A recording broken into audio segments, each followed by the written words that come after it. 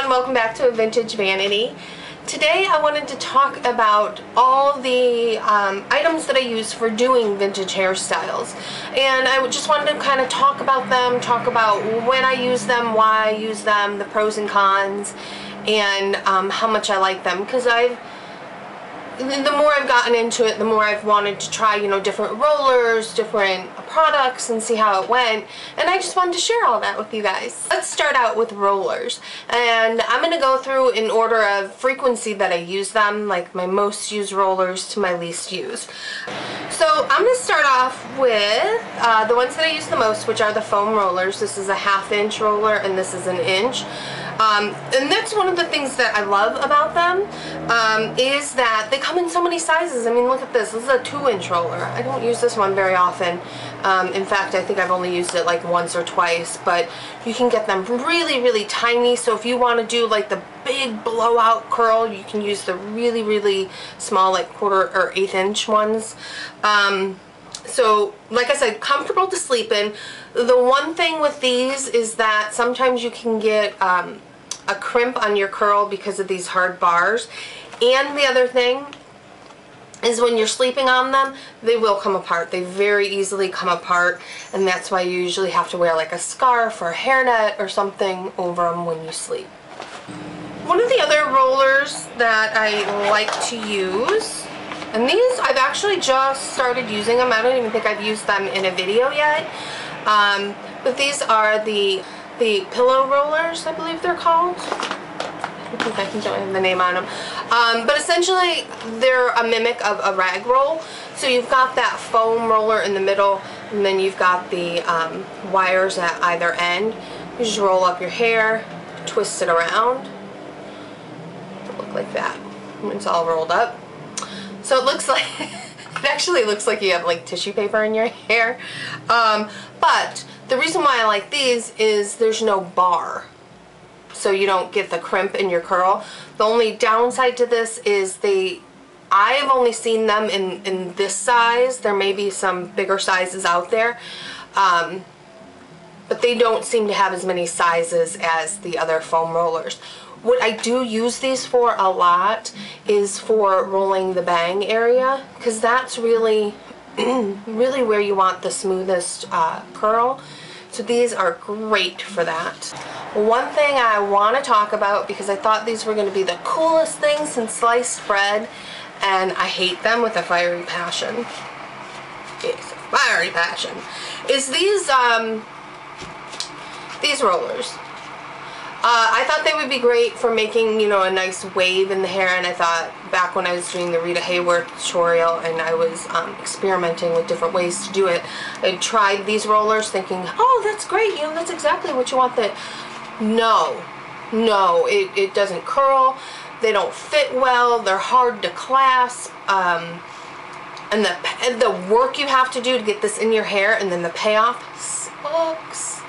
And yeah, not worth it. Don't waste your money.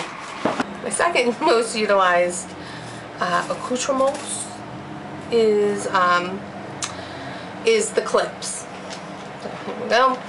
We have got your now these all probably have technical names. I don't know what they are though. These are the bigger clips, the alligator clips. You can see they're about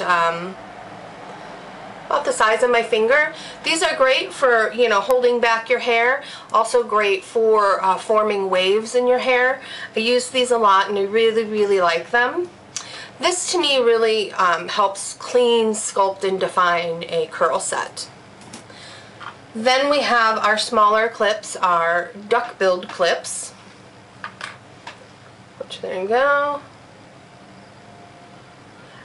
These are the ones I actually like, because usually you can see it dips back here, and you can slide that onto the pin curl, because some of my pin curls can be kind of thick. So these are really good, especially if you have thicker hair. And then here's the other style. And as you can see, it doesn't have that little divot on it. I mean, these work great too, and the only reason why like I said, I prefer these over these is just because of the amount of hair that I have, especially in the back. Okay, a must-have for any vintage hairstyle is going to be your bobby pin. You will use these a lot. Invest in the sturdier ones and the ones that have the nice bit of ball of wax on the end, just because you'll get more use out of them. I had a couple cheaper ones which I actually threw out because they get bent out of shape. They do. They get bent out of shape a little bit easier, and they'll end up widening within the bobby, and it doesn't do you much good. So, but definitely a must-have. Next thing I want to talk about is the hot rollers I've gotten. Now, you guys probably have seen me use hot rollers in some of the videos, and they're okay. They really are. They're great for last minute, not a lot of time, get some curl in your hair and maybe do some victory rolls, something along those lines. It's not going to be a sturdy curl, it's not going to hold up into the next day, you're not going to get a lot of wear out of them. That being said, they're really great for those days that you don't have a lot of time and you want to get a nice do. There's a couple different kinds. There are the hot rollers that have the clips on them, like this. And then there are the hot rollers like this that have the little metal clip that you just slide onto the roller. These, the weight of these clips really just pulls the hair. So it's really good if you're just going to curl it right up to the base here and just let them hang. But if you're trying to roll them up here, the weight of these clips are going to start to pull everything down.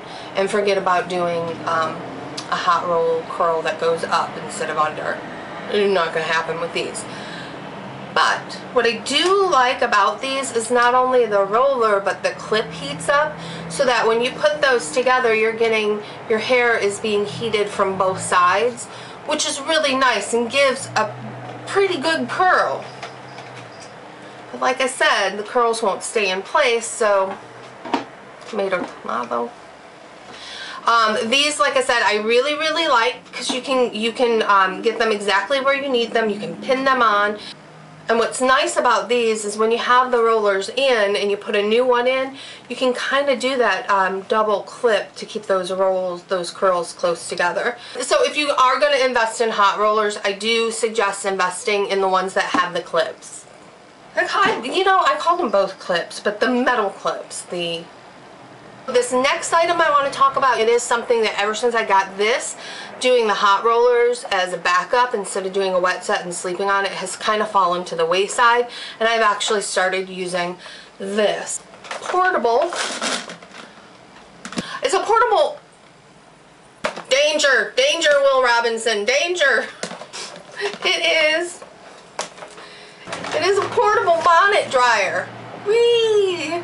Essentially what I've been doing instead of doing the hot rollers is I would do my normal wet set and then being sure to spray it with a heat protectant, and then I sit under my little bonnet because I don't have money for the really nice ones. So I got the portable bonnet one, which I think this was about $40, so it really wasn't that bad. The plus side to this is you can do wet sets, you can do pin curls, you can do elevated pin curls. So that's the thing with elevated pin curls as a wet set, it's hard to sleep in because you kind of smush those pin curls down and then you lose some of the elevation from it. So that's what's great, is you can go underneath a little bonnet here and dry them. The downside to it is it does, for my hair, even just slightly damp, it does take at least an hour depending on how wet my hair was when I pinned it up and whether I put it into foam rollers or did pin curls. The other thing is I wish this bonnet wasn't white, because a lot of times, while it's drying, I'll do my makeup and the makeup just kind of rubs off on there. So it gets kind of looking a little matty really quick. The other thing with this is that it does have a high, low, and cool setting. The high setting really just, for me, it's just too high, so I do have to go with the low setting. But It's not too terribly noisy. I can just sit there and I can watch TV. No, I can do productive things when I have it on. I would say one of my favorite purchases of the last couple months, because it's really given me a lot of flexibility in being able to do wet sets when I haven't set it the night before. The next thing I want to talk about real quick is brushes. The one thing that I couldn't do without, out of all of them, like if I had to peel it down and say, you know, you can only take this to a desert island, I would take my rat tail comb. And this is great. It's so wonderful for sectioning off pieces of your hair.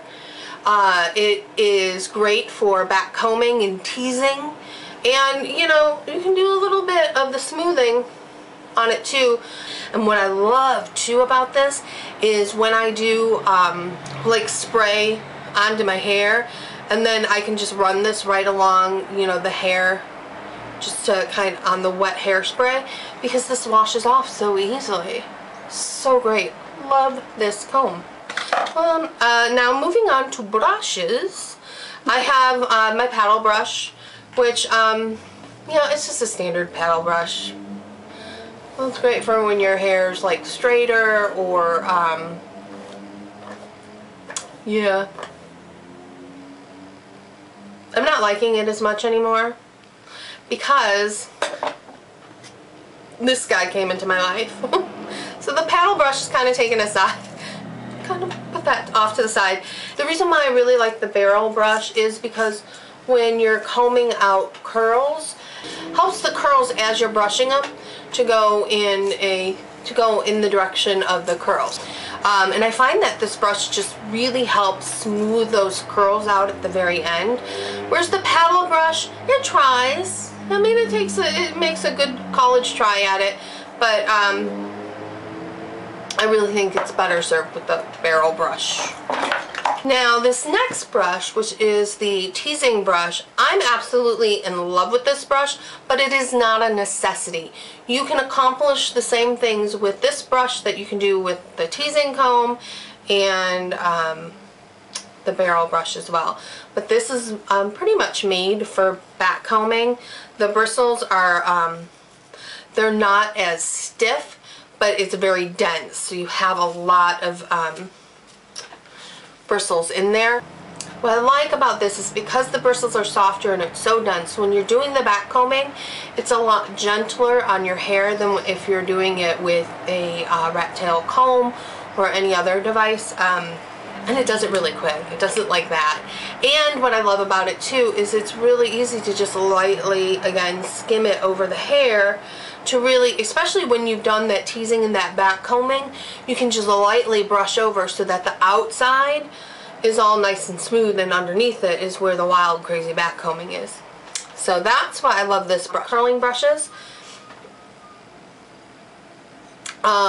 These I use to do my victory rolls, and this actually, since I've been in the cast, has been a lifesaver at being able to do victory rolls and just kind of rolling up that hair, pulling it out, and pinning that victory roll in.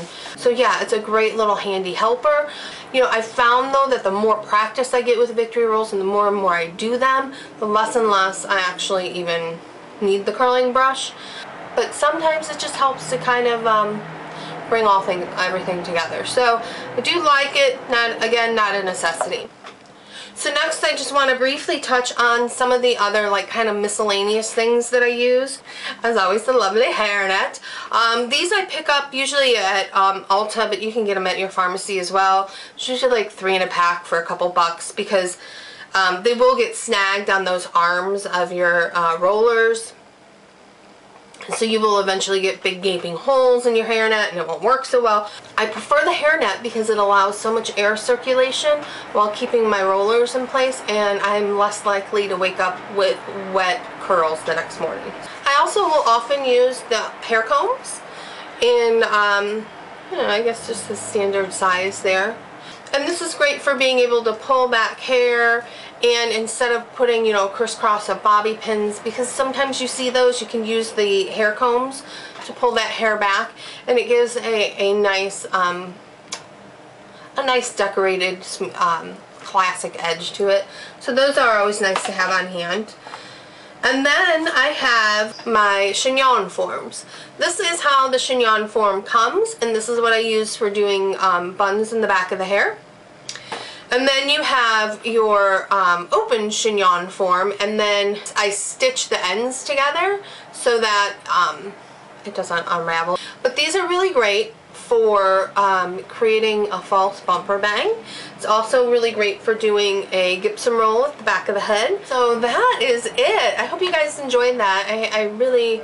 I felt like it was really long, but I really had fun sharing that with you. I hope you guys found that useful. So as always, let me know with a good old thumbs up if you like what's going on here, and let me know in the comment section below. Did you like this video?